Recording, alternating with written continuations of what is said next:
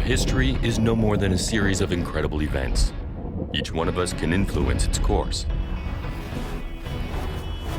From the birth of a 1,000-year empire to the end of a flourishing civilization. From the creative genius of a handful of men to a global cultural revolution. From the darkest totalitarian visions to the most terrifying great wars. From the heroic resistance of an entire people to the unbreakable will of the minority. The tiniest of our decisions can influence the future of mankind. To know the past is to anticipate the future. 2010, the Battle of Osaka, capital of Japan. While the naval blockade starves the people, the heavy armored divisions are entering the suburbs, the last remnants of resistance prepared to wage their final battle. This time, it will be independence or death. 250 years earlier, the British Empire effortlessly colonized Japan.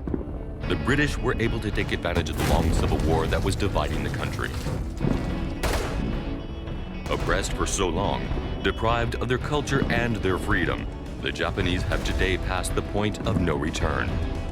Inspired by the spirit of their ancestors, the samurai, hitherto banned, have taken out their katanas and will now fight to the death to restore their empire in exile. But none of this ever happened. 400 years earlier, a tiny grain of sand triggered a series of events that will allow Japan to emerge from its civil wars and enter a new era.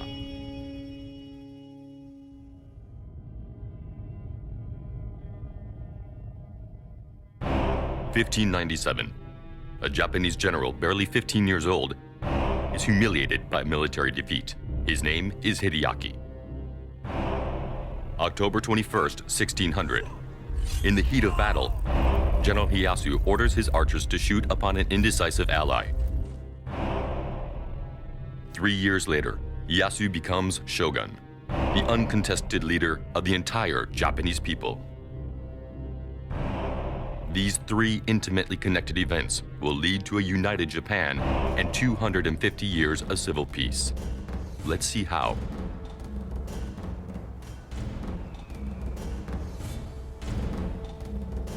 We are in the 17th century, on a territory covered with mountains, shaken by earthquakes, and split into a multitude of islands. The land of the rising sun, Japan. This is the period of the shoguns, the period of the sengoku, and the samurai.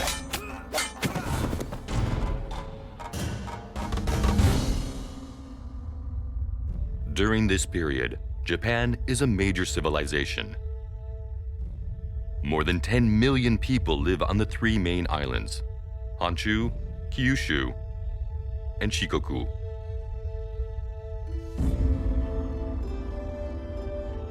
In this Japan, the most precious object measured no more than a few millimeters. A grain of rice. Rice is the foundation of the economic and social system. Because it feeds the population, rice defines the wealth of each individual. The more land you possess to grow rice, the higher rank you occupy in society. So possession of lots of land guarantees lots of power.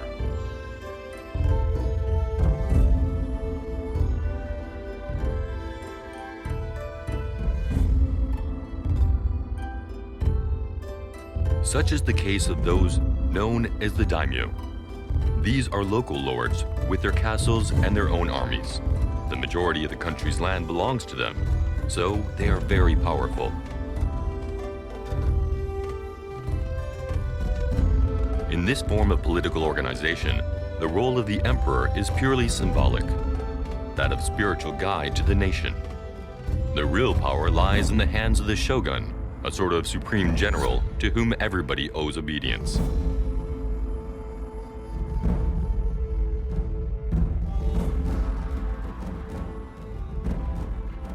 So the government of Japan relies on a delicate balance, a sharing of power between the central power of the shogun and the local power of the daimyo.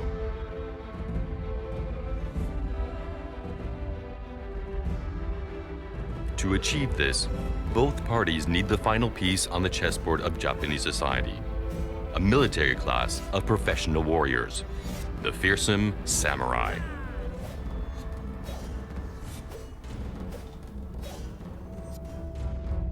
Welcome to the memory of humanity. Here we can control time, analyze and compare billions of events, and alter them to rewrite history endlessly. For example, let's amuse ourselves by comparing Japan with the Europe of the Middle Ages. In both cases, a single sovereign, but with very different authority. In France, the king holds all the power. He is an absolute monarch. In Japan, the emperor's role is merely representative. On both sides, power resides in the possession of land. But in Europe, this is organized around family ties, and in Japan, around clans. In Japan, siege machinery is barely developed.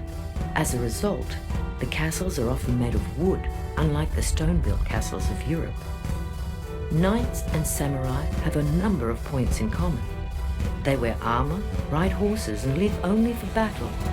Loyal to one lord, they obey a fierce code of honor. Wearing a sword or a katana is an honor. One major difference, the attitude to death. A samurai cannot live under the burden of dishonor, and if he fails, he elects to kill himself. In Japan, as in Europe, the exercise of power is a question of balancing forces between central power and local lords. Sometimes this balance can be upset. Then the country falls into chaos.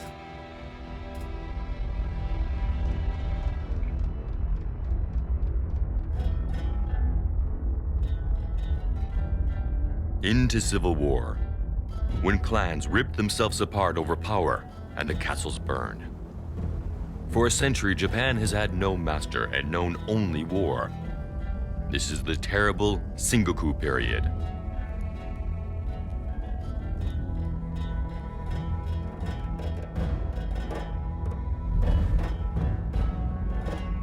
Conflict and betrayal are the order of the day, reaching into the very heart of the clans. Without a powerful shogun to govern Japan, the warlords take advantage and fight each other for supremacy.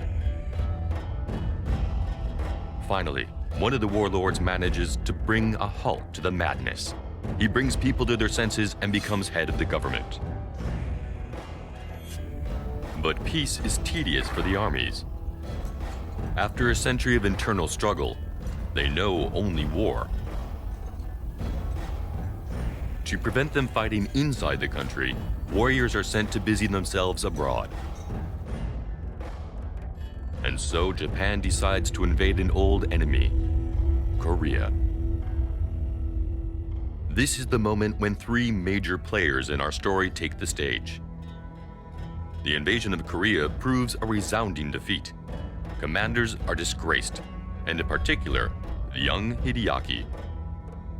The young, inexperienced commander falls victim to the political maneuvers of the opportunistic Mitsunari. The latter, a far better administrator than military commander, is ready to play every card in his possession to achieve his ends.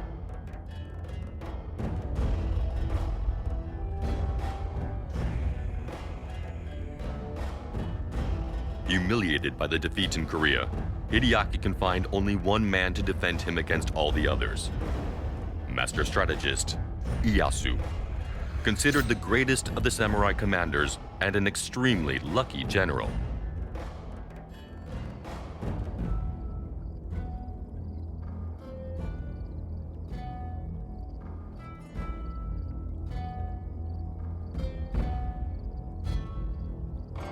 Mitsunari and Ieyasu do not think very highly of each other. But they do have one thing in common, their ambition, which will soon explode upon the scene. The head of the government, who has kept the country united with an iron fist for many years, falls sick and dies. His son, still too young to govern, is unable to prevent political intrigues and military maneuvering. The struggle for power begins. Mitsunari declares himself protector of the young heir. But Ieyasu isn't fooled. He decides to rebel.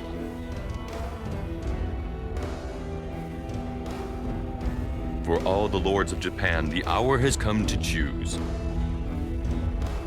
Remain loyal to power and follow Mitsunari, or join Ieyasu's rebellion. Once again, the country tears itself apart.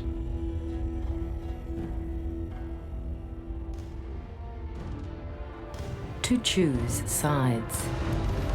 Often in the history of humanity, men have had to make crucial choices without being certain of the consequences. In this medieval Japan, should you line up behind Mitsunari because he presents continuity of power and legitimacy? Or should you support the opponent of established power, Ieyasu, because he is more charismatic and more competent? Let us jump forward several centuries to the 1940s. The French army has just been destroyed by the German tanks. The country is cut in two.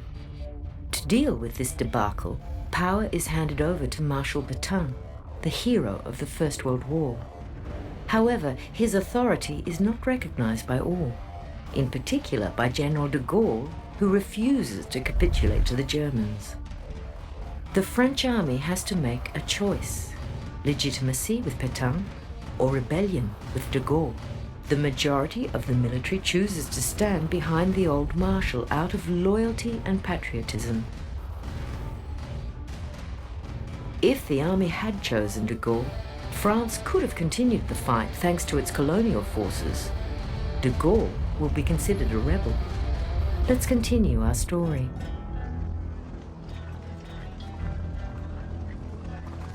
Japan is once more put to fire and sword. Hideaki, although formerly humiliated by Mitsunari, joins the loyalist forces. But he has not forgotten Ieyasu's kindness. Face to face, two armies of equal might, that of the rebels led by Ieyasu and the legitimate under Mitsunari. The two enemies spend several weeks maneuvering, besieging castles, taking cities, gathering allies. Each side has a chance of winning, and a set battle can never be certain. But the final confrontation cannot be avoided. It will take place in a steep-sided valley, in the village of Sekigahara. Mitsunari arrives first and deploys his troops on the high ground. His tactic is simple: wait on favorable ground till Ieyasu attacks. Then he will counterattack the rebel on his flank with the support of young Hideaki. Rain falls on the battlefield all night long. The ground is sodden. Exhausted, Ieyasu's soldiers take up position in the dark in the center of the valley.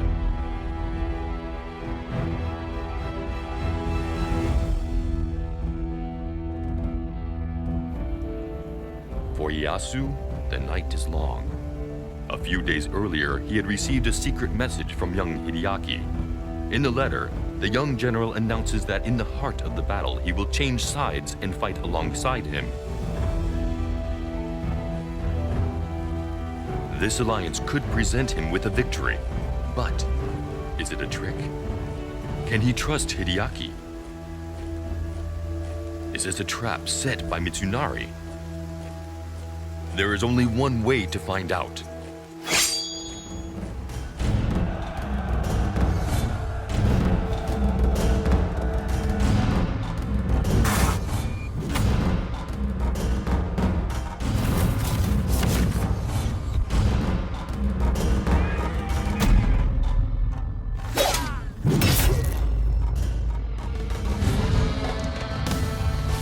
It's a titanic clash, merciless combat, heroic duels, and an uncertain outcome. Neither army is able to gain the upper hand over the other. Ieyasu's forces begin to weaken. This is when Hideaki is given the order to charge the rebel flank. This attack should bring victory to the loyalists.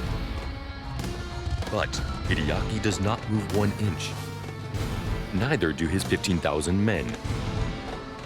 The 19-year-old leader has the future of Japan in his hands. He faces a terrible choice. Should he follow his head and support Mitsunari, the man who once humiliated him? Or should he listen to his heart and join with Ieyasu, the man who always supported him? In either camp, the top generals await the young man's verdict. But Ieyasu is not a man to sit by and do nothing. He decides to force fate's hand. He orders his men to shoot on Hideaki's troops. For him or against him, the young man has to decide. An insane maneuver, but one that works. Instead of counterattacking, the young general understands the message. Responding only with his heart, he charges Mitsunari's troops and decides the future of Japan.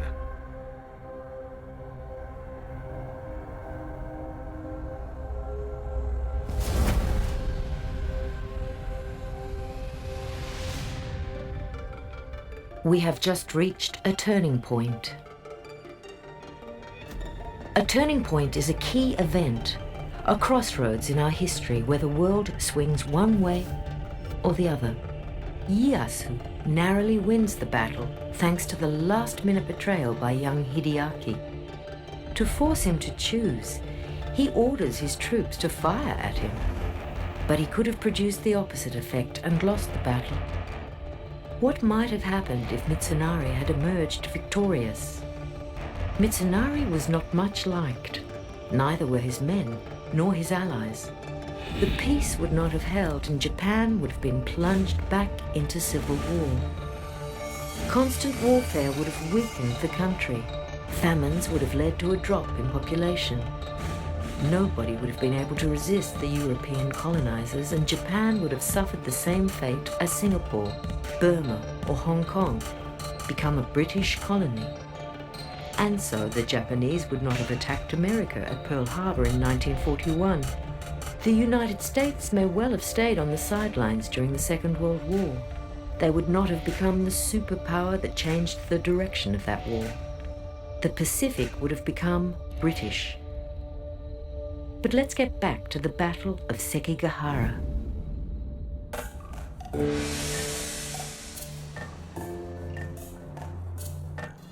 Six hours of fighting, 30,000 dead. The bloodiest battle in the history of medieval Japan. After his defeat, Mitsunari is captured and beheaded.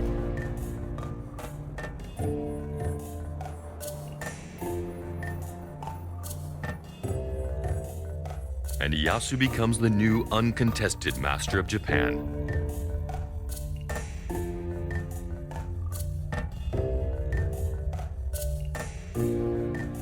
In 1603, he receives the title of Shogun from the hands of the emperor himself. With immense authority, Ieyasu imposes a true state and protects Japan from its old demon, civil war.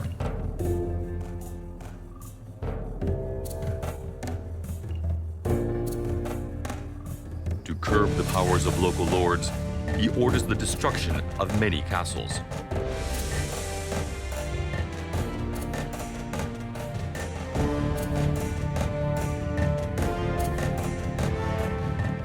To better control the lords, he orders them to reside regularly in his city, Edo, the new capital, which will be renamed Tokyo in 1868.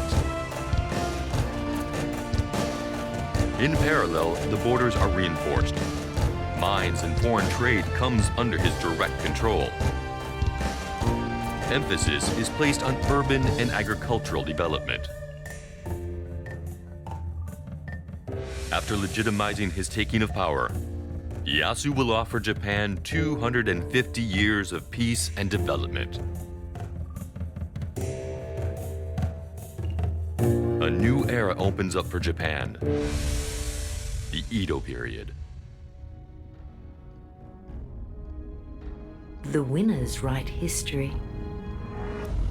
As the founder of a regime that enjoyed 250 years of peace, Ieyasu was naturally glorified. But what if he had lost? His name would have signified traitor. His clan would have been dishonored. Let's go back 1600 years.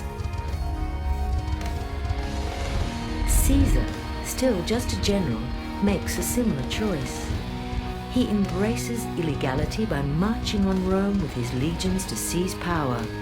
Defeat means certain death and dishonor.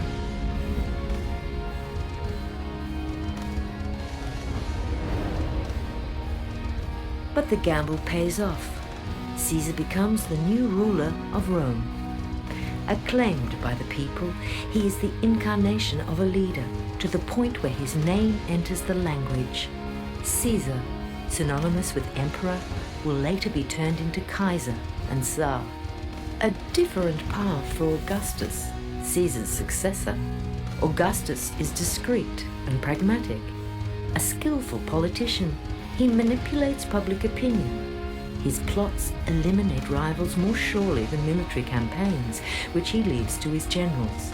His 40-year reign turns Rome into a vast empire, but Augustus will never be loved as Caesar was. Historical reality is often more complex than it seems, including that of the radiant Japan of the Edo period.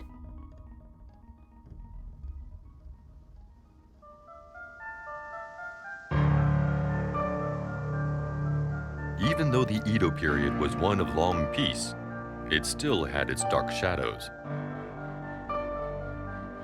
50 years before the Battle of Sekigahara, a Portuguese vessel made landfall for the first time in Japan. It brought with it firearms and Christianity. And only a few years later, the arquebus has become the essential weapon on the battlefield, and 300,000 Japanese become Christians.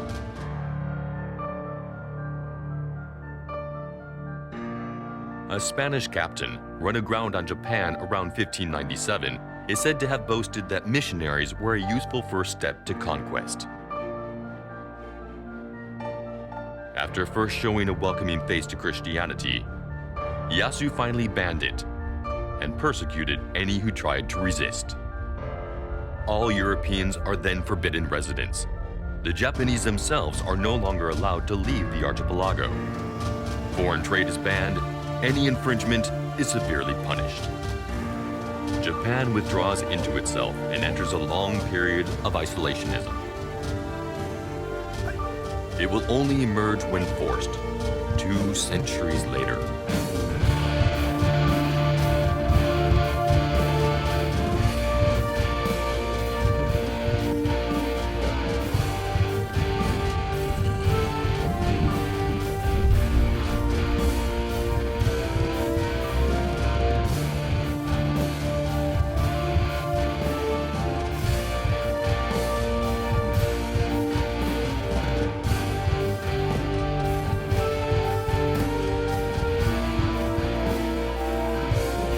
July 1835, 4 American warships entered Tokyo Harbor and compelled the emperor to free up trade. And so Japan is forcibly opened up to the rest of the world. But that is another story. History is never black or white, but shades of grey. The Edo period is one of long civil peace and development, but also one of turning inwards and racism. Its instigator was an ambitious man who seized power by force, but exercised it with wisdom. So it is difficult to tell if his actions had a positive or negative effect. This is far from being an isolated case in the history of humanity. Alexander the Great wanted to build one universal empire where all peoples would be equal, but he razed the cities of Thebes and Persepolis to the ground. Caesar redistributed farmland to the people, and pushed the Roman Republic to the status of empire. But to do that, he plunged his country into a terrible civil war.